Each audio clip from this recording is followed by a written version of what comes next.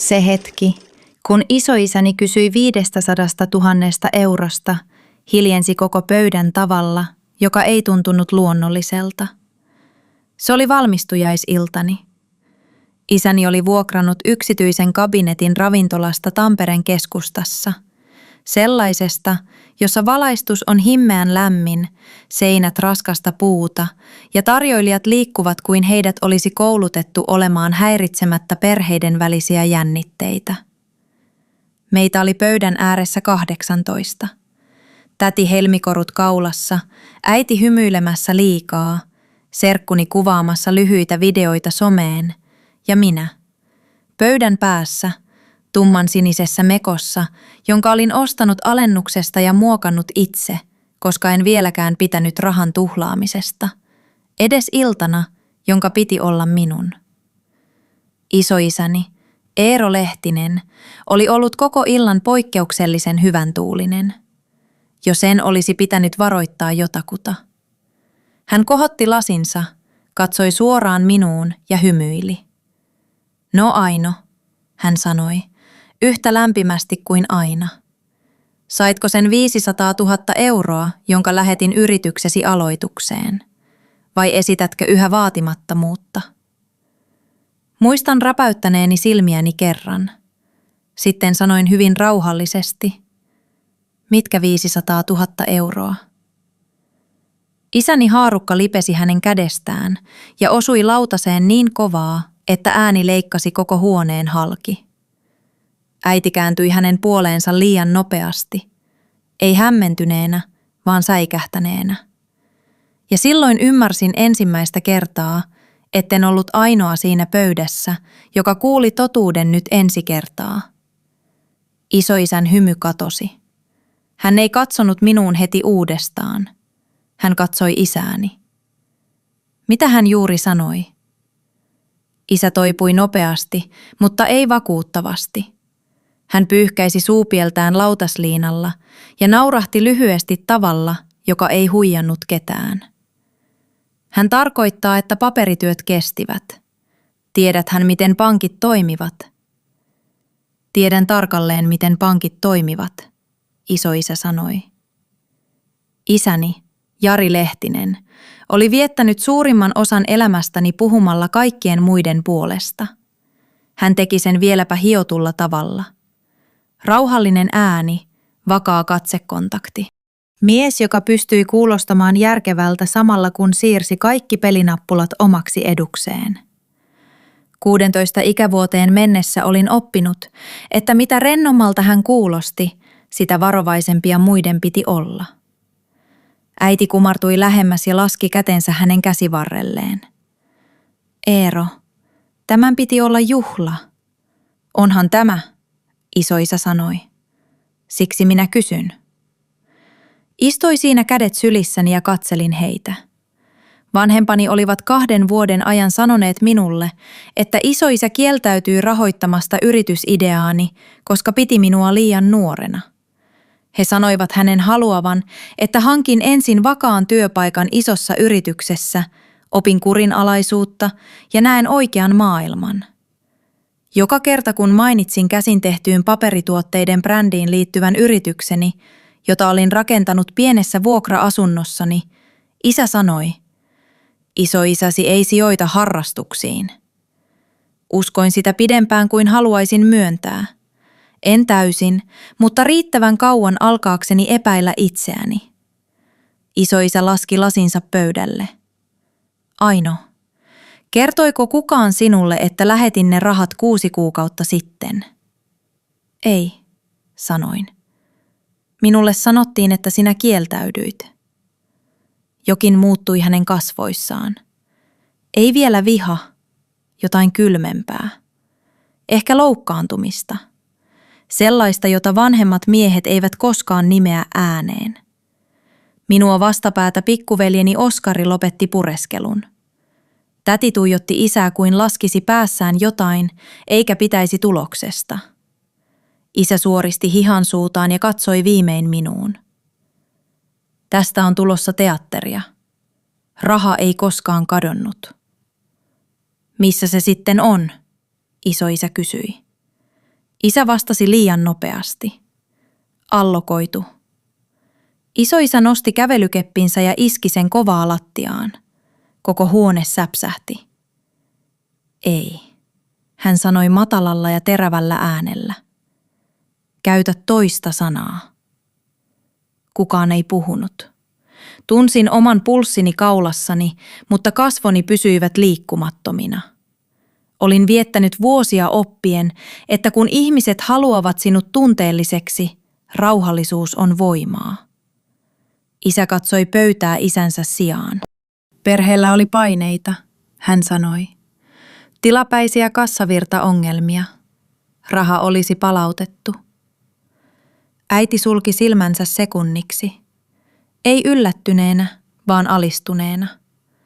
Ja yhtäkkiä kaikki viime vuoden oudot keskustelut loksahtivat paikoilleen. Se, miten isä vaati minua jäämään kotiin valmistumisen jälkeen, edes hetkeksi.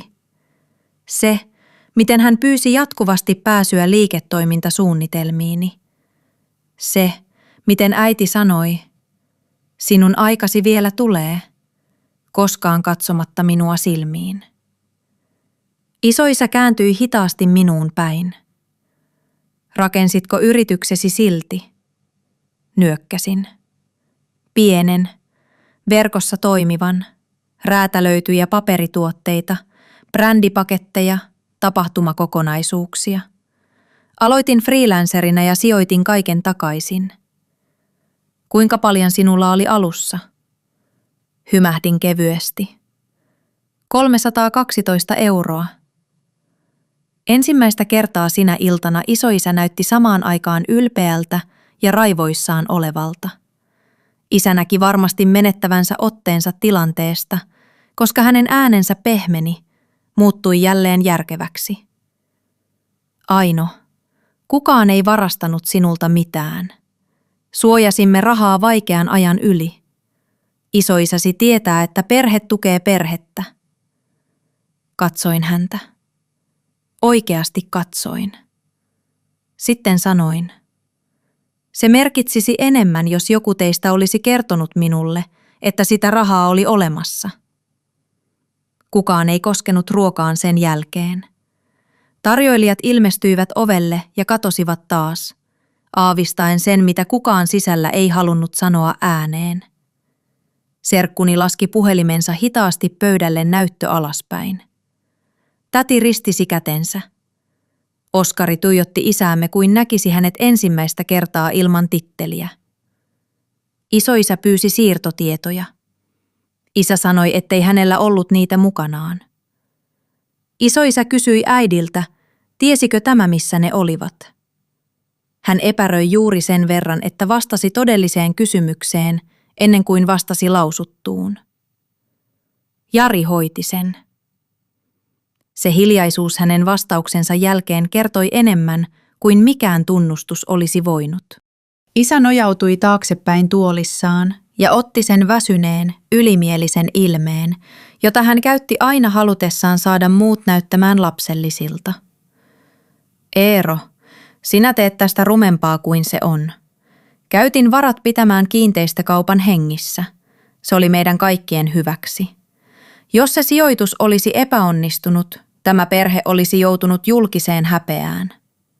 Melkein nauroin. En siksi, että se olisi ollut hauskaa, vaan koska se oli niin täydellisesti häntä. Valmistujaisiltani, yritykseni, tulevaisuuteni. Ja silti hän oli onnistunut kääntämään kaiken väittelyksi perheen maineesta. Isoisän leuka jännittyi. Pelasitko tyttäresi pääomalla kiinteistökaupoissa? Se ei ollut mikään peli. Se on aina, kun kyse ei ole omista rahoista. Isä kääntyi silloin minuun, ja hänen äänensä muuttui jälleen. Nyt läheiseksi, lähes esityksen omaiseksi. Aino, tiedät kyllä, että aioin aina korvata sinulle kaiken. Pidin hänen katseensa. Sellaisen lupauksen rehelliset ihmiset tekevät ennen kuin siirtävät toisten rahoja, eivät sen jälkeen kun jäävät kiinni. Täti päästi ilmoille hengähdyksen, joka kuulosti melkein naurulta ja peitti sen nopeasti lasillaan. Se nolasi isää enemmän kuin mikään, mitä olin sanonut. Hän vilkaisi ympärilleen ja tajusi, ettei enää hallinnut tilannetta. Niinpä hän teki sen, mitä hänen kaltaisensa miehet tekevät, kun valta alkaa lipsua käsistä. Hän hyökkäsi uskottavuuttani vastaan. Hän tekee tästä dramaattista, koska haluaa uskoa olevansa itse tehty, hän sanoi. Mutta ollaan nyt rehellisiä. Hänen pieni yrityksensä ei ole mitään. Älä, isoisä sanoi. Isä jatkoi silti. Isä, nyt oikeasti. Puhutaan kutsukorteista ja muistivihkoista. Puhuin ennen kuin isoisä ehti. Viime kvartaalilla liikevaihto oli 187 000 euroa. Isä pysähtyi. En korottanut ääntäni. En kiirehtinyt. Otin vain laukkuni, vedin puhelimen esiin ja liuutin sen pöydän yli. Isoisälle, en isälle. Näytöllä oli yritykseni hallintapaneeli. Selkeät luvut, tilaukset, vakituiset jälleenmyyjät ja tarjous pieneltä designliikkeeltä Helsingistä, johon en ollut vielä edes vastannut, koska olin odottanut valmistujaisten jälkeen. Isoisä sääti silmälasejaan. Sitten hän hymyili. Ei isälleni, vaan minulle. No, hän sanoi hiljaa. Näköjään ainoa hyvä sijoitus tässä pöydässä on se, jonka sinä teit ilman meitä. Isän kasvot muuttuivat tavalla, jota edes kalliin ravintolan valaistus ei voinut peittää. Hän katsoi äitiä kuin tämä pelastaisi hänet, mutta äiti ei tehnyt niin. Sen sijaan hän sanoi jotain, mitä luulen hänen halunneen sanoa vuosien ajan. Sinun pitäisi kertoa hänelle Järvenrantatalosta. Kaikki katsoivat häntä. Isän pää nytkähti hänen suuntaansa. Marja, mutta oli liian myöhäistä. Äiti laski kätensä yhteen, tuijotti pöytäliinaa ja sanoi. Hän käytti osan siitä käsirahaan. Hän sanoi myyvänsä sen nopeasti ja palauttavansa kaiken ennen kuin Aino koskaan saisi tietää. Kuulin Oskarin kuiskaavan. Voi luoja. En sanonut mitään. Minun ei tarvinnut. Totuus teki työnsä itse. Isoisä otti puhelimen taskustaan ja soitti heti siinä pöydässä. Ei dramatiikkaa, ei uhkauksia. Pelkkä päätös. Tarvitsen sinut tänne huomenna aamulla kello 8, hän sanoi, kun linja avautui. Tuo siirtodokumentit, rahaston ohjeistus ja kiinteistökaupan asiakirjat Näsijärven kohteesta. Kyllä, kaikki. Isä nousi seisomaan. Et tee tätä täällä. Isoisä katsoi häntä rauhallisesti. Se tehtiin täällä. Minä vain vastaan siihen täällä. Ja silloin tiesin, että isä oli hävinnyt. Ei siksi, että hänet oli paljastettu, vaan siksi, että ensimmäistä kertaa elämässäni joku häntä vanhempi, kovempi ja vaikutusvaltaisempi ihminen oli päättänyt olla suojelematta hänen arvokkuuttaan. Seuraavana aamuna isoisä teki jotain, mikä yllätti kaikki. Ei siksi, että se olisi ollut äänekästä, vaan siksi, että se oli täsmällistä. Kello 8 hän oli koonnut vanhempani, minut ja asianajajan työhuoneeseensa. Tummat kirjahyllyt, nahkatuoli, vanha kello tikittämässä kuin tuomio. Sama huone, jossa perheen päätökset oli aina pehmennetty tarinoiksi. Ei sinä aamuna. 8:30 mennessä kaikki oli paperilla. 500 000 euroa oli siirretty täsmälleen kuten isoisä oli sanonut. Isä oli ohjannut rahat hallinnoimalleen tilille ja siirtänyt suuren osan niistä epäonnistuvaan luksuskiinteistöhankkeeseen Näsijärvin rannalla. Kaikki ei ollut kadonnut, mutta tarpeeksi oli sidottuna, jotta nopea korvaaminen olisi satuttanut häntä pahasti. Niinpä hän viivytteli, valehteli ja odotti, että elämäni mukautuisi hänen päätökseensä. Isoisä kuunteli keskeyttämättä kertaakaan. Sitten hän allekirjoitti 3 asiakirjaa. Ensimmäinen poisti isäni kaikista perheen varallisuuteen liittyvistä rooleista. Toinen teki viralliseksi suoran sijoituksen yritykseeni. Sellaisin juridisin suojauksin, ettei kukaan muu voinut koskea siihen kuin minä. 3 siirsi Järvenranta-kiinteistön osuuden pois isältäni ja käynnisti realisointiprosessin, jolla korvattaisiin se, minkä hän oli ottanut. Isä näytti tyrmistyneeltä. Tuhot minut yhden virheen takia. Isoisä ei edes räpäyttänyt silmiään. En. Minä korjaan yhden. Isä kääntyi minuun, ehkä odottaen pehmeyttä, ehkä sitä tytärtä, joka ennen tasoitti kaiken. Aino, hän sanoi. Sanoi jotain. Niin minä sanoin. Vietin 2 vuotta uskoen, että ainoa ihminen, joka näki minussa jotain, oli hylännyt minut, sanoin. Ymmärrätkö, mitä se tekee ihmiselle? Kyse ei ollut vain rahasta. Sinä veit aikaa, itseluottamusta, luottamusta ja sait minut vielä kiittämään sinua samalla. Hän avasi suunsa, mutta mitään ei tullut. Se riitti minulle. En tarvinnut häntä tuhottuna. Tarvitsin sen, ettei hän enää voisi kirjoittaa tapahtunutta uudelleen. Äiti itki hiljaa sen jälkeen. Ei rahan takia luulen, vaan sen hinnan takia, jonka totuuden kertominen lopulta maksoi. Oskari lähti huoneesta vihaisena, sillä nuorella, puhtaalla tavalla, jolla ihmiset suuttuvat ennen kuin elämä opettaa, kuinka usein perheet valitsevat mukavuuden rehellisyyden sijaan. Entä minä? Menin isoisän takapihalle kahvikupin kanssa ja istuin hänen viereensä kylmään aamuun. Hetken kuluttua hän sanoi, mikset tullut kysymään minulta itse? Hymähdin hieman. Ylpeys. Hän nyökkäsi. Sama vika kulkee suvussa. Istimme hetken hiljaa ja katselimme, kuinka puut liikkuivat tuulessa. Sitten hän sanoi, 312 €. Katsoin häntä. Seurasin jokaista senttiä. Hän naurahti hiljaa. Hyvä, pidä siitä kiinni. Yritykseni kasvoi sen jälkeen, mutta ei kostosta, vaan siksi, että selkeys on hyödyllistä. Kun lopetin hyväksynnän hakemisen ihmisiltä, jotka hyötyivät epävarmuudestani, työ muuttui kevyemmäksi, kirkkaammaksi, omakseni.